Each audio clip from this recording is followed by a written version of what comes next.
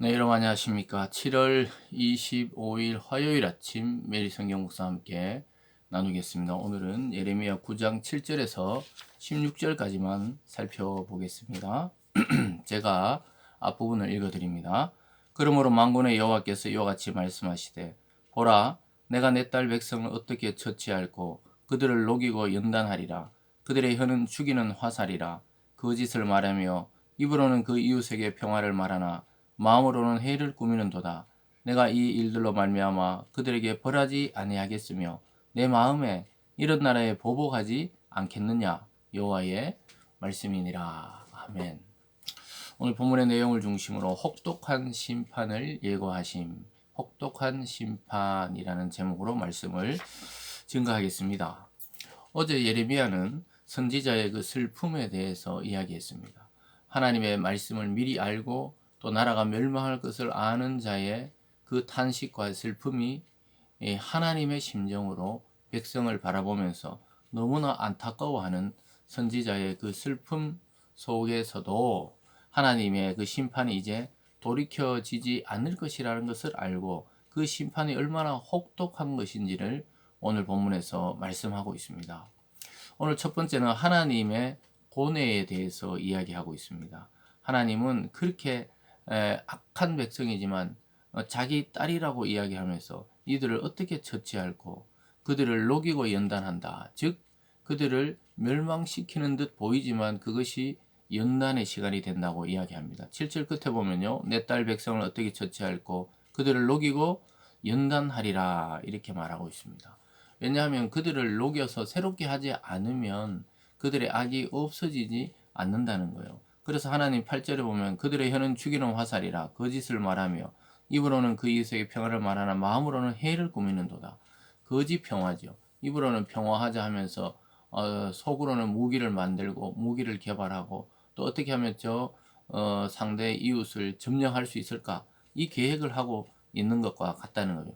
지금 하나님의 딸인 이스라엘 백성의 상태가 이렇다고 지금 말씀하고 있습니다. 9절에 보면요. 내가 이 일들로 말미암아 그들에게 벌하지 아니하겠으며 내 마음에 이런 나라에 보복하지 않겠느냐 이렇게 말하고 있습니다. 환부를 도려내듯이 그들을 철저하게 녹이고 새롭게 하지 않으면은 더 이상 가망이 없는 거예요. 그래서 묵은 죄악을 제거하실 거라고 이야기하고 있습니다. 왜냐하면 그렇게 해야 다시 시작되기 때문입니다.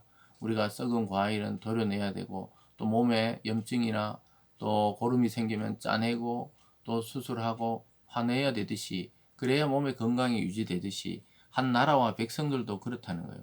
그래서 하나님은 지금 고뇌하고 있는 것입니다.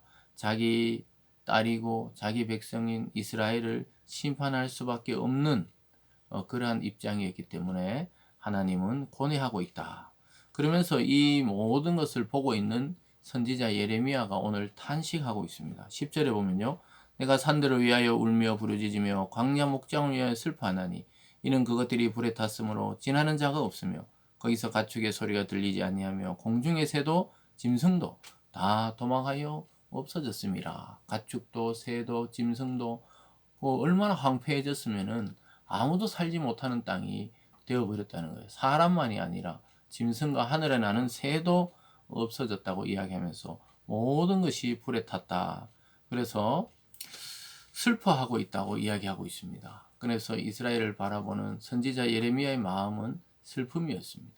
여러분 이 시대를 바라보며 저와 여러분 우리가 참된 성도라면 이 죄악과 타락과 또 이 세상의 말세와 종말을 앞두고 이 흔들리는 자연들과 또 악해지는 사람들과 또 그리고 여기저기 전쟁의 소문들을 바라보면서 우리는 슬퍼해야 되고 아파해야 되고 또 하나님의 심정으로 눈물로 기도해야 된다고 말하고 있는 것입니다.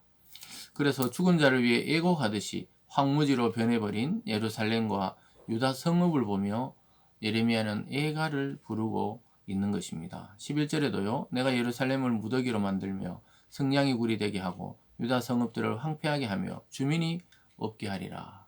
하나님의 말씀을 대언하면서도 자기 동족, 자기 형제, 이 유다의 멸망, 이스라엘의 멸망을 바라보며 예레미야는 슬픔으로 탄식하고 있습니다.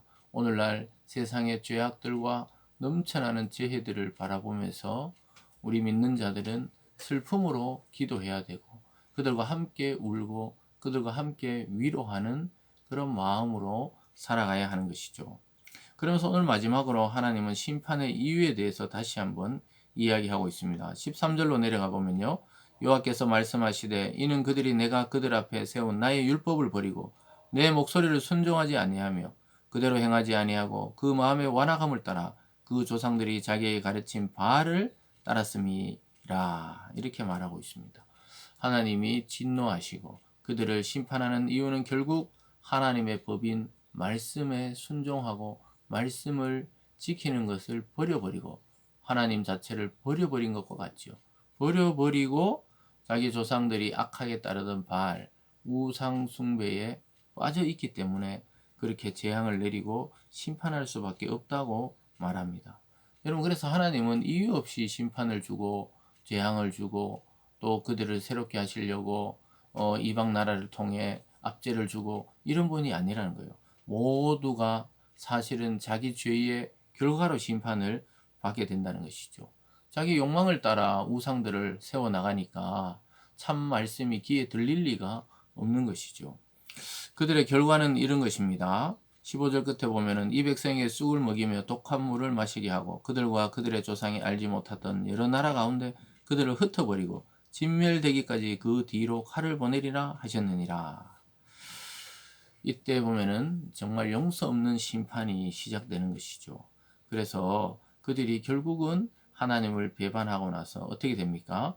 그들이 조상들이 알지 못하는 여러 나라로 유배되고 흩어져 살게 되는 것입니다. 그리고 결국은 남아있는 자들에게도 진멸하기까지 칼을 보낸다. 용사들을 보내고 또 전쟁에 능한 군인들을 보내서 그들을 다 칼로 멸한다는 것을 알게 됩니다. 여러분 축복이 아닌 진노를 만드는 그런 삶을 살아서는 안 되겠습니다. 여러분도 혹시 하나님과 멀어져 있고 또 불순종에 빠져 있다면 지금 돌이키시기 바랍니다. 하나님의 시간표는 계속 흘러가고 있다는 사실입니다. 혹독한 심판을 오늘 예언하시면서 지금이라도 지금 마지막 순간이지만 지금이라도 돌이키면 산다는 거예요. 그러나 결국은 나중에 성경 전체를 보면 그들은 하나님의 이러한 애타는 마음을 선지자를 통해 말씀해도 전혀 듣지 않아요. 더 이상 완전히 식물인간처럼 감각이 없어요. 하나님의 말씀에 대한 감각이 없어서 결국은 멸망의 구렁텅이에 빠져버리고 마는 것입니다. 사랑하는 여러분, 거짓과 가식적인 삶을 벗어버려야 됩니다. 그리고 하나님의 말씀 앞에 다시 돌이켜서 그 말씀에 순종해서 우리가 계속해서 하나님 주시는 언약의 복을 누릴 수 있기를 바랍니다. 기도하겠습니다. 사랑의 하나님 아버지, 타락된 이스라엘 향해 혹독한 심판을 예언하고 있습니다. 지금이라도 돌이키라는 것이죠. 하나님 아버지, 우리 마음이 하나님과 멀어진 부분이 있다면 돌이키고 회개하고 하나님 말씀에 순종해서 지속적으로 하나님의 언약의 복을 받아 누리는 참된 성도 다 되게 하여 주시옵소서. 감사드리며 예수님 이름으로 기도드리옵나이다. 아멘.